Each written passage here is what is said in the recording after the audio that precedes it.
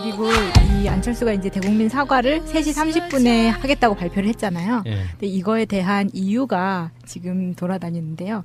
이게 안내 빼 주가를 의식한 게 아니냐라는 이야기가 있어요. 3시 반이면 장을 마감하는 시간이잖아요. 그래서 그 시간에 맞춰서 했다. 네. 야, 좀 심한데. 이게 왜 그러냐면 대선 이후에 안랩 지금 그 주가가 15% 이상 떨어졌기 때문에 어마어마하구나. 네, 여기서 이제 더 떨어지면 본인도 괴롭겠죠. 그래서 이에 관련된 트윗이 하나 있는데요. 달님이 이렇게 써주셨어요. 주식 때문에 정계 은퇴도 못하는 불쌍한 새끼. 아니, 설마 그 자기 재산은 많잖아요. 확보해놓은 현금만 해도 뭐 수십억 된다는데. 근데 저는 그거 보이더라고요. 안철수 씨는 뭔가 학원 좀 다니셔야 돼요. 실제로 옛날에 스피치 학원 같은 거나 이런 게 있었잖아요. 예, 웅변학원. 그런 것처럼 그 최소한 공인 정도 되면은 표정 관리잖아요. 표정 관리 진짜 못하는. 그러니까 기자회견에 나왔는데 정말 나오기 싫어하는 게 얼굴에 보여 그냥. 그리고는 있잖아요. 제일 처음에 웃겼던 게 안철수입니다. 안철수입니다. 그런 식으로 이렇게 뚱하지 하니까 뭐랄까 막 정말 반성하고 있다 이런 느낌이 아니고 뭔가 굉장히 짜증이 났다 이런 걸로 보이면 아빠가 나가래서 나왔어요. 사람이 이런 게 있단 말이에요. 이렇게 대선 때 안철수가 얻었던 득표율이 한 20%쯤 되죠. 현재 국민의당 지지율이 5% 미만이잖아요. 그러니까 실제로 안철수가 나와서 할 이야기에 불쌍해 동조해줄 사람은 우리나라 국민 중에 거의 없는 상태예요. 국민들 상당히 다수가 자기를 나쁜 쪽으로 바라보고 있는 상태일 때는 표정 하나하나도 굉장히 신경 써서 해야 되거든요. 정말 반성한다고 16일 만에 나왔지. 더군다나 나와가지고 하는 표정이나 이런 것들이 뭔가 마뜩찮아하는 그런 표정으로 하면 사람들이 그 내용을 떠나가지고 이게 밀어내게 돼요. 제 진정성 없다고. 하여튼 그런 걸 이렇게 컨설팅 해주거나 이렇게 도와주는 사람이 없나 봐요. 나한테 맡기라고 내가 항상 이야기했지. 그게 가르친다고 되는 거예요, 그게? 그러니까 안철수 씨가 갖고 있는 주식 지분 있죠. 이게 10%만 저한테 주면 정치 다 제기시켜줄 수 있어. 저는 오늘 기자회견을 생방송으로 우연찮게 봤는데 뭔가 느낌이 그 제2의 이인재 그러니까 피닉제인 피닉스의 탄생을 본 듯한 그런 느낌이었어요. 피닉스? 예. 뭔가 내가 숨 쉬는 동안은 절대 나는 정치를 할 거야. 내가 살아 숨 쉬는 기간 동안은 무조건 나는 한다. 뭐 이런 느낌을 받았습니다. 자, 안철수 기자회견에 대한 트윗도 한번 볼까요? 짧고 강렬한 거. 더 레프트님. 안철수 기자회견 요약. 계속 간보겠습니다. 시읒 비읍 리을 미음. 시읒 비읍 리을 미음을 해석해드리진 않겠습니다. 씨. 그런 욕 하지 마. 정확하게는 시발라마입니다. 그래요? 네. 그건 뭐예요? 양아치들이 발음을 또 그렇게 하는구나. 정청래 전 의원의 트윗입니다. 안철수 입장 발표 요약. 안철수입니다. 저도 충격받았습니다. 국민께 사과드립니다. 법원 판단 존중합니다. 당도 진상규명에 협조해야 합니다. 책임질 일은 책임지겠습니다. 성찰의 시간 갖겠습니다. 어떤 책임을 질지는 아직 결정된 게 없습니다. 끝입니다. 그러네. 역시 정청래 의원은 코알을 알아. 언론 용어로 야마를 잘 보죠. 제가 시간을 봤는데요. 3시 29분에 안철수가 입장을 해서 3시 30분에 정확하게 시작을 하더라고요. 그리고 기자 질의응답 끝나니까 9분이 됐어요.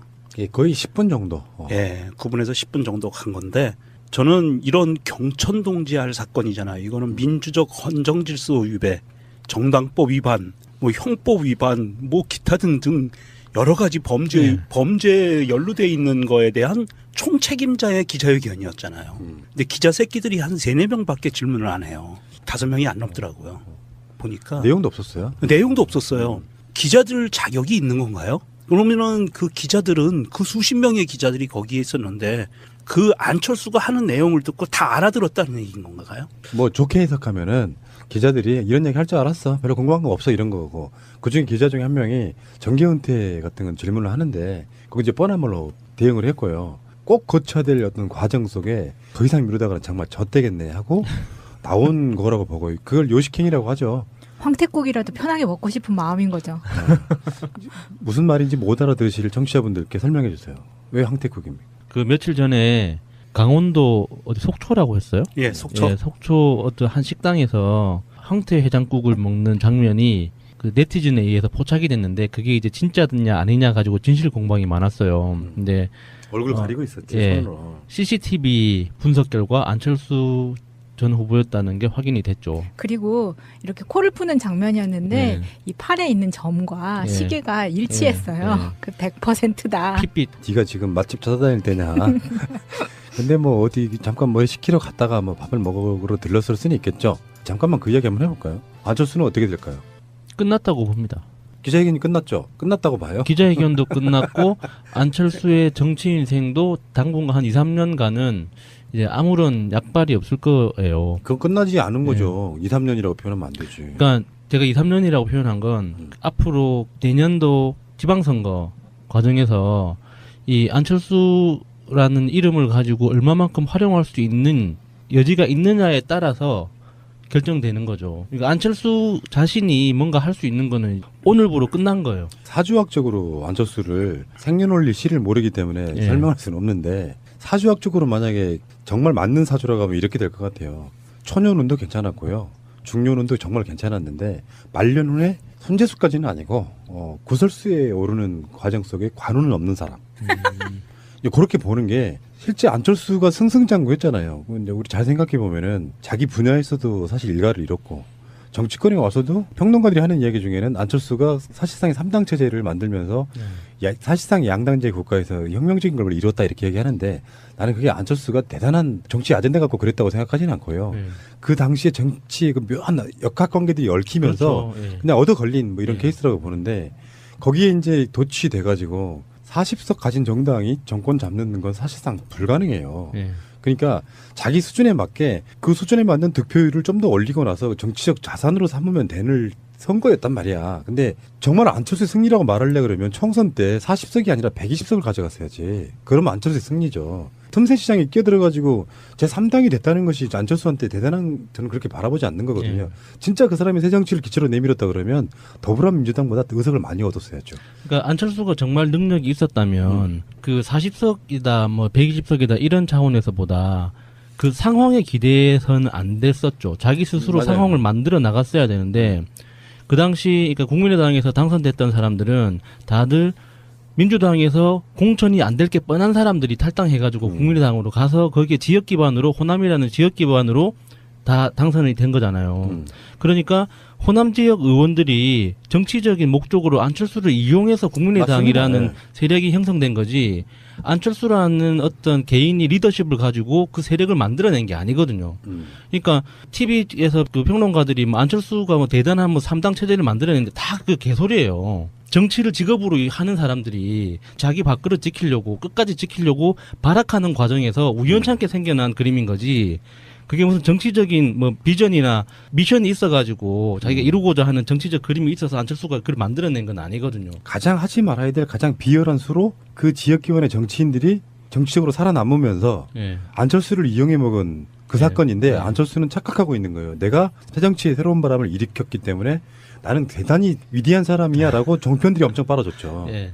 그렇다 보니까 그 착각 속에 있다가 대선을 이길 수 있을 거라고 보는 결정적인 사례가 제가 문준영 씨 특혜 취업 제보 조작 사건에 있어서 그들이 그런 꿈을 꾸게 된 계기가 바로 안철수가 문재인 후보를 일시적으로 한번 이겼다라는 말도 안 되는 여론조사 결과가 나왔을 네. 때 그때부터 이미 이제 눈에 뵈는 게 없었던 거죠. 한번 따먹어 봤어요. 그러니까 이런 거 있잖아. 점프력이 엄청 떨어지는 사람이 점프를 했더니 감이 하나 한번 잡아봤어. 한번 손으로 이렇게 감의 그 매끈거리는 느낌을 보고 나니까 저걸 내가 딸 수 있겠다고 생각을 하고 계속 뛰었던 거예요. 약간 반칙을 이용해서. 네. 그러니까 지금 안철수 씨는 제가 만약에 안철수의 정치 컨설턴트라면 그렇게 하겠어요. 예전에 뭐 김수민이나 뭐 박선숙이나 그 사람들 그 사건이 있었잖아요. 그거는 이제 검찰이 무리한 기소를 했다는 부재 나오고 그러면서 그런 과정에서 자기가 당대표를 사퇴한 적이 있다. 그래서 나는 항상 책임을 지는 정치를 해왔다. 이렇게 이야기를 하지 않습니까? 근데 사실은 그때 당시에 보면요. 어차피 대선 후보로 나가기 위해서 당대표를 내려놔야 되는 시점이었어요. 잘 생각해보면. 맞아요. 대선 후보가 당대표를 겸하는 경우는 사실 우리나라 정당 문화에서 거의 없잖아요. 그런 과정을 거치면서 뭐 대단한 거나 한 것처럼 이야기를 해왔었고 던질 수 있는 진짜 던지는 거는 그런 식으로 당대표 꼼수로 내려놓는 것이 아니고 진심으로 하면 된다니까요. 좀 시간이 걸릴지 모르겠지만 정말로 죄송하게 생각합니다. 상대방이라는 게 이제 일단 국민들 또는 이제 직접 피해 당사자인 사람들한테 나 같으면 이렇게 할 것 같아. 그 사건 때문에 정말로 미안했다라고 사건 터진 지 얼마 안 됐을 때 더불어민주당도 찾아가고 그리고 그 앞에서 죄송하다고 고개 숙여서 인사하고 그리고 오늘 기자회견 보니까 진짜 기분 나쁜 거 하나 있었어. 직접적인 피해자인 문재인, 문준영에 대해서는 피해 입으신 그분들께라는 표현으로 그냥 예. 퉁치고 지나가더라고. 당사자라고 했죠. 당사자. 그거에 대해서 트윗에서 정말 욕하는 분들 많아요. 이번 사건으로 심적 고통을 느꼈을 당사자에게도 사과드립니다. 그렇게 하면 진정성이 없어요. 보통 여자분들 그러잖아요. 자기가 잘못했어? 그럼 뭐라 그래요? 뭘 잘못했는데? 그렇게 구체적으로 이야기를 해줘야 된다고. 그렇죠. 다 이렇게 말하면. 근데 안 뭘 많이 잘못했다 당해봐서 그러면 잘 알아죠. 알면서 그래 이렇게 나오잖아요. 구체적으로 잘못했다 그러면. 네가 잘못한 걸 모른단 말이야? 지금 그 안철수가 이렇게 기자회견을 통해서 사과 비스무리한 성명을 발표를 했는데 사실 제가 보는 것은 지금 안철수가 그렇게 이제는 끝났다라는 개념보다는 오히려 지금부터 검찰의 수사의 칼날이 어디로 가고 있느냐를 봐야 우리가 미래를 예측할 수 있다고 생각을 해요. 안철수는 아마도 칼날의 칼끝에선 살짝 비껴가지 않을까 이제는. 그런데 이제 당장 오늘 녹음하는 날 다음 날 공명선거 추진단 수석 부단장이었던 김성호 전 의원하고 김인원 변호사를 피의자 신분으로 소환 조사를 시작을 할 거예요. 그러면 이 사람들 피의자 신분으로 하면 그 다음에는 보좌관 조사를 받았던 이용주 의원이 남죠. 그러면 그 선에서 수사를 끝낼 거냐 검찰이. 그러지는 않을 거라고 봐요. 왜냐하면 공표 사건이기 때문에 제일 약하게 공표한 게 안철수예요. 방송에 나와서 토론 시간에. 말 속에 그냥 지나가듯이. 그렇죠. 그 가장 지나가서. 약하게 공표한 게 안철수고 안철수 외에 지금 거의 대다수의 사람들이 그 죄에 걸려요. 그러면 이 수사의 칼날이 어느 방향으로 가고 수사의 결과 후폭풍이 어떻게 미칠까에 따라서 사실은 안철수가 빠른 시간 내에 재기가 가능할 수도 있어요. 재기가 가능하다고요? 그 동네 문화에서는 재기가 가능할 수도 있다. 아까 양철수의 미래 이런 이야기 해봤잖아요. 네. 근데 사실 현재로서는 답이 없지. 정말 답이 없지. 누가 봐도 아까 말씀드린 것처럼 기자회견 하는 그 안철수라고 하는 대상이 뭐 어찌어찌 해도 국민적 지지율이 뭐 몇십 프로 좀 나오는 정도라면 그것 자체로 어떤 동기가 되고 힘이 되는데 정치인들 중에 이제 그런 식으로 이렇게 안 좋은 쪽으로 지지율이 낮을 때 그런 기자회견을 하게 되면 그래서 3시 반에 기자회견 했다는 게 그런 의미에 좀 포함된다고 봐요. 안 좋은 쪽으로 뭔가 사건이 이제 더 확대되는 상황이잖아요. 그러면 이제 본인의 그 주식 부자로서의 뭐 그것 때문에 3시 반에 했다. 사실 저는 일리 있어 보이네요. 듣고 보니까. 어찌됐건 그 어두운 그림자 같은 걸 갖고 있는 상태에서 이렇게 될 수 있거든요. 이제 잊혀지기 시작해. 문재인의 개혁 드라이브 속에 잊혀지기 시작해. 아마 지금 계속 그렇게 될 거예요. 이제 있다가 보면. 본인은 더 이상 언론에 이제 거론되지 않는 상태로 이용준의 뭐 김인원이네, 김성원의 박지원이네 이렇게 하면서 안철수는 살짝 잊혀지는 상태. 그러다가 어느 시점이 이제 안철수가 필요할 수 있냐면 국회의원 선거 3년 후죠. 총선. 그때 안철수가 나올 것인지 말 것인지가 또 회자가 될 거예요. 노원병에. 그리고 그 뒤에 또 대선이 있잖아요. 대선 때 또 나올 것이 말고 회자가 될 거예요. 근데 이렇게 마무리된 상태에서 이런 거 있죠. 정치인이 다시 컴백을 하려면 이런 상황이에요. 이회창 같은 케이스예요. 대선에서 석패 진짜로 김대중 노무현 대통령하고 붙어가지고 거의 표차가 별로 안 나는 상태에서 석패.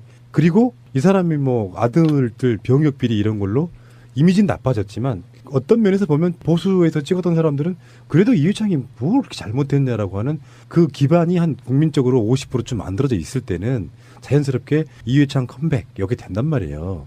근데 자기 정치 기반도 없고 국민의당이 어떻게 될지 몰라 앞으로. 그리고 사실 이 선거에 있어서 그거를 가장 비열하게 이용해 먹고서 이용하려고 했던 최고의 책임자는 안철수잖아요. 예. 사과를 했지만 예. 부정적 이미지가 남아있는 상황에서 다시 컴백을 하려고 하면 여론들이 들끓고 일어나요. 저 사람 다시 컴백하면 안 된다. 본인이 여기서 자기가 비난받을 수 있는 모든 여지를 다 끊었어야 된다고요. 그래서 정계 은퇴해버리는 거예요. 예. 그럼 그걸로 나이가 젊은데 그걸로 끝나겠어요? 시간이 2, 3년 정도 지났을 때 안철수 그래도 그 아랫사람들이 안철수를 좀 망쳤다 이러면서 동정 여론도 좀 생기면서 그때 좀 아까운 사람이었으니까 총선이나 대선 때 컴백하면 어쩔까 요 분위기를 만들어놔야 되는데 이렇게 애매모호한 상태로 가고 어쩔 수 없이 등장해야 되는 상황도 있을 거란 말이에요. 그러면 찌질한 궁상이 돼버리는 겁니다. 그러면서 계속해서 이미지가 나빠지는 거예요. 그러니까 제가 안철수가 실질적으로 끝났다고 음. 생각한다는 게 그런 뜻이거든요. 이게 뭐 정치도 그렇고 마케팅도 그렇지만 목적은 그러니까 현실적인 목적은 우리가 이념적으로나 어떤 이상적으로는 여러 가지 좋은 이야기를 할 수 있지만 현실 세계에서는 정치의 목적은 사람들의 머릿속에 어떤 이미지를 심어주는 거예요. 그리고 당선되기 위해서는 인물에 대한 이미지를 심어줘야 되고 선거에서 이기기 위해서는 정책이나 자기 정치 세력에 대한 어떤 이미지를 머릿속에 심어줘야 되거든요. 근데 그게 이런 식으로 안철수가 너무 지저분한 방식, 정치 역사에서 없었던 증거를 조작해내고 과장하거나 왜곡한 것도 아니고 없던 걸 만들어내고 그리고 책임질 줄 모르는 그러니까 어른답지 못한 이런 게 너무 지금 강하게 각인되고 있거든요. 그렇죠.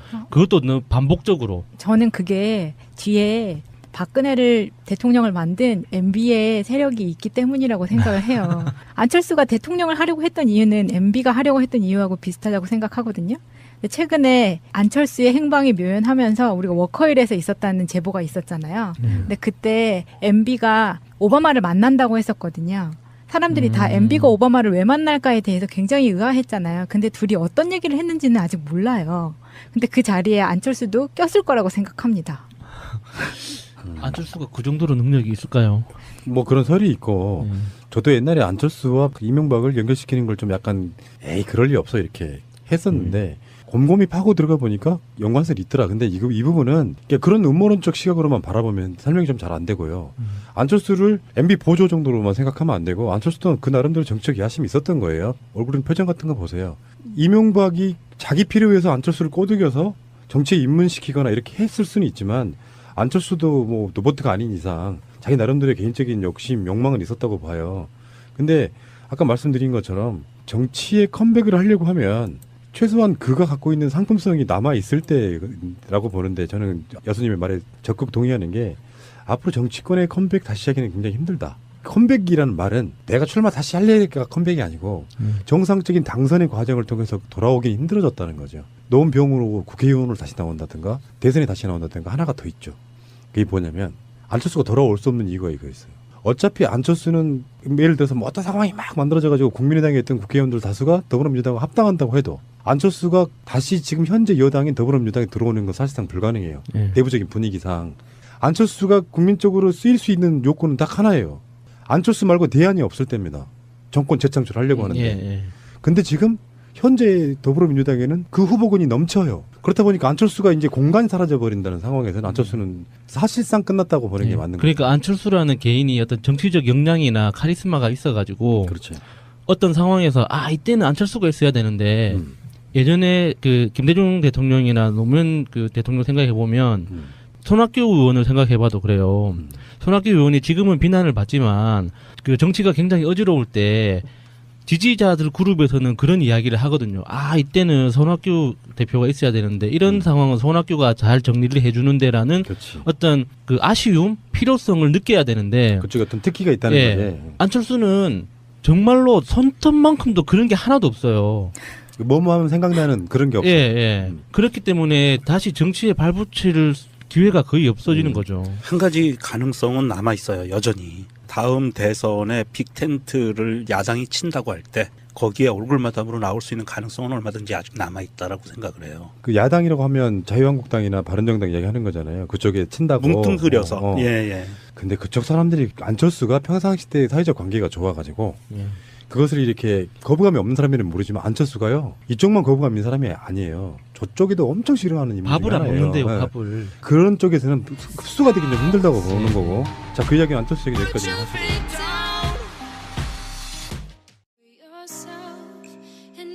그리고 이 안철수가 이제 대국민 사과를 3시 30분에 하겠다고 발표를 했잖아요. 근데 이거에 대한 이유가 지금 돌아다니는데요.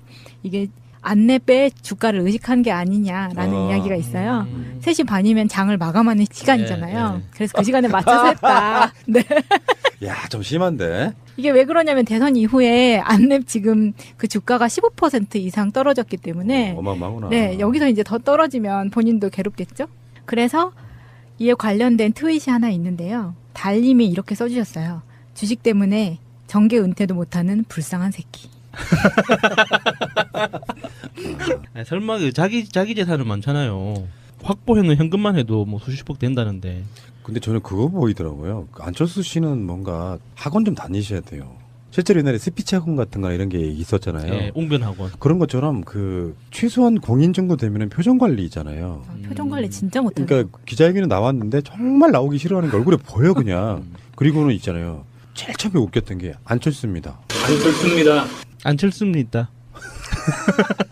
그런 식으로 이렇게 뚱하지 하니까 뭐랄까 막 정말 반성하고 있다 이런 느낌이 아니고 뭔가 굉장히 짜증이 났다 이런 걸로 보이면 아빠가 나가래서 나왔어요.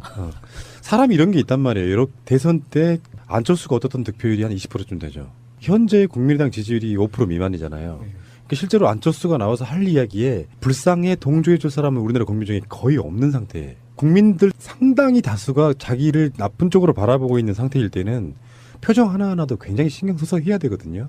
정말 반성한다고. 16일 만에 나왔지. 더군다나 나와가지고 하는 표정이나 이런 것들이 뭔가 마뜩찮아하는 그런 표정으로 하면 사람들이 그 내용을 떠나가지고 이게 밀어내게 돼요. 아, 제 진정성 없다고. 하여튼 그런 걸 이렇게 컨설팅 해주거나 이렇게 도와주는 사람이 없나 봐요. 나한테 맡기라고 내가 항상 이야기했지. 그게 가르친다고 되는 거예요, 그게. 그 안철수 씨가 갖고 있는 주식 지분 있죠. 이게 10%만 저한테 주면 정치 다 제기 시켜줄 수 있어. 저는 오늘 기자회견을 생방송으로 우연찮게 봤는데 뭔가 느낌이 그 제2의 이인재, 그러니까 피닉제인 피닉수의 탄생을 본 듯한 그런 느낌이었어요. 피닉스? 예, 뭔가 내가 숨쉬는 동안은 절대 나는 정치를 할 거야. 내가 살아 숨쉬는 기간 동안은 무조건 나는 한다. 뭐 이런 느낌을 받았습니다. 자, 안철수 기자회견에 대한 트윗도 한번 볼까요? 짧고 강렬한 거. 더 레프트님, 안철수 기자회견 요약 계속 간보겠습니다. 시읒 비읍 리을 미음. 시읒 비읍 리을 미음을 해석해드리진 않겠습니다. 씨. 그런 욕 하지 마. 정확하게는 시발라마입니다. 그래요? 네. 그건 뭐예요? 양아치들이 발음을 또 그렇게 예. 하는구나. 정청래 전 의원의 트윗입니다. 안철수 입장 발표 요약. 안철수입니다. 저도 충격받았습니다. 국민께 사과드립니다. 법원 판단 존중합니다. 당도 진상규명에 협조해야 합니다. 책임질 일은 책임지겠습니다. 성찰의 시간 갖겠습니다. 어떤 책임을 질지는 아직 결정된 게 없습니다. 끝입니다. 그러네. 역시 정청래 의원은 코알을 알아. 언론 용어로 야마를 잡으죠. 제가 시간을 봤는데요. 3시 29분에 안철수가 입장을 해서 3시 30분에 정확하게 시작을 하더라고요. 그리고 기자 질의응답 끝나니까 9분이 됐어요. 예, 거의 10분 정도. 예, 9분에서 10분 정도 간 건데 저는 이런 경천동지할 사건이잖아요. 이거는 민주적 헌정질서 위배, 정당법 위반, 뭐 형법 위반, 뭐 기타 등등 여러 가지 범죄에 연루돼 있는 거에 대한 총책임자의 기자회견이었잖아요. 근데 기자 새끼들이 한 3-4명밖에 질문을 안 해요. 5명이 안 넘더라고요. 보니까 내용도 없었어요. 내용도 없었어요. 기자들 자격이 있는 건가요? 그러면은 그거예요. 그건 끝나지 않은 거죠. 2-3년이라고 표현하면 안 되지. 그러니까 제가 2-3년이라고 표현한 건 앞으로 내년도 지방선거 과정에서 이 안철수라는 이름을 가지고 얼마만큼 활용할 수 있는 여지가 있느냐에 따라서 결정되는 거죠. 그러니까 안철수 자신이 뭔가 할 수 있는 거는 오늘부로 끝난 거예요. 사주학적으로 안철수를 생년월일 시를 모르기 때문에 예. 설명할 수는 없는데 사주학적으로 만약에 정말 맞는 사주라고 하면 이렇게 될 것 같아요. 초년운도 괜찮았고요. 중년운도 정말 괜찮았는데 말년운에 손재수까지는 아니고 구설수에 오르는 과정 속에 관운은 없는 사람. 그렇게 보는 게 실제 안철수가 승승장구했잖아요. 근데 우리 잘 생각해 보면은 자기 분야에서도 사실 일가를 잃었고 정치권에 와서도 평론가들이 하는 이야기 중에는 안철수가 사실상의 3당 체제를 만들면서 사실상 양당제 국가에서 혁명적인 걸 이뤘다 이렇게 얘기하는데 나는 그게 안철수가 대단한 정치 아젠다 갖고 그랬다고 생각하지는 않고요. 그 당시에 정치의 그 묘한 역학관계들이 얽히면서 그렇죠. 그냥 얻어 걸린 뭐 이런 케이스라고 보는데 거기에 이제 도취돼가지고 40석 가진 정당이 정권 잡는 건 사실상 불가능해요. 그러니까 자기 수준에 맞게 그 수준에 맞는 득표율을 좀 더 올리고 나서 정치적 자산으로 삼으면 되는. 그 기자들은 그 수십 명의 기자들이 거기에 있었는데 그 안철수가 하는 내용을 듣고 다 알아들었다는 얘기인 건가요? 뭐 좋게 해석하면은 기자들이 이런 얘기 할 줄 알았어. 별로 궁금한 거 없어 이런 거고. 그중에 기자 중에 한 명이 정계 은퇴 같은 건 질문을 하는데 거기 이제 뻔한 말로 대응을 했고요. 꼭 거쳐야 될 어떤 과정 속에 더 이상 미루다가는 정말 젖되겠네 하고 나온 거라고 보고 그걸 요식행위라고 하죠. 황태국이라도 편하게 먹고 싶은 마음인 거죠. 무슨 말인지 못 알아들으실 청취자분들께 설명해 주세요. 왜 황태국입니까? 그 며칠 전에 강원도 어디 속초라고 했어요? 예, 속초. 예, 속초 어떤 한 식당에서 황태 해장국을 먹는 장면이 그 네티즌에 의해서 포착이 됐는데 그게 이제 진짜냐 아니냐 가지고 진실 공방이 많았어요. 근데 얼굴 가리고 있었지. 예. 손으로. CCTV 분석 결과 안철수 전 후보였다는 게 확인이 됐죠. 그리고 이렇게 코를 푸는 장면이었는데 네. 이 팔에 있는 점과 예. 시계가 일치했어요. 예. 그 100%다. 핏빛. 네가 지금 맛집 찾아다닐 때냐? 근데 뭐 어디 잠깐 뭐 시키러 갔다가 뭐 밥을 먹으러 들렀을 수는 있겠죠. 잠깐만 그 이야기 한번 해볼까요? 안철수는 어떻게 될까요? 끝났다고 봅니다. 기자회견이 끝났죠. 끝났다고 봐요. 기자회견도 끝났고 안철수의 정치 인생도 당분간 한 2, 3년간은 이제 아무런 약발이 없을